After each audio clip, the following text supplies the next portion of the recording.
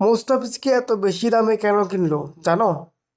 কারণটা বলছি, পুরো ভিডিওটা দেখো। কারণ শুধু উইকেট না, মুস্তাফিজ মানে চাপের সময় নিশ্চিত অস্ত্র। থ্রেড ওভার এই কাটার এখনও ব্যাটসম্যানদের ভয়ের কারণ। এই কারণে আইপিএল ঝুঁকি নেয়নি, বাড়ি কোটি টাকা দিয়ে নিশ্চিত করে কিনে ফেলেছে মুস্তাফিজকে। Why your experience? তার এক্সপিরিয়েন্স এতই ভালো যে মুস্তাফিজের, যে সে কখন কোন বলার কিভাবে কি বল করবে, কোন ব্যাটসম্যানকে কোন বলটা করতে হবে সেটা কিন্তু লক্ষ্য করতে পারে মুস্তাফিজ।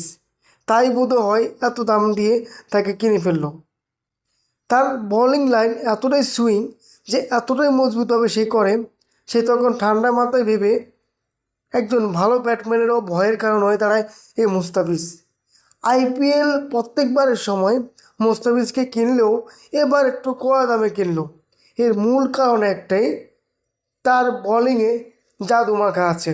তার বোলিং বিভিন্ন অ্যাঙ্গেলে সে করে থাকে।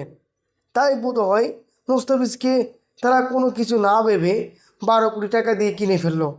তবে গত বছরের পারফরমেন্সের তুলনায় এবার বোধ হয় মুস্তাফিজ আরও বেটার করবে। তুমি কি মনে করো? কমেন্টে অবশ্যই জানিয়ে দাও। আমি মনে করি মুস্তাফিজুর রহমান গত বছরের তুলনায় এই বছর অনেকটা ভালো করবে। চ্যানেলে নতুন হলে অবশ্যই চ্যানেলটাকে সাবস্ক্রাইব করবে। ধন্যবাদ।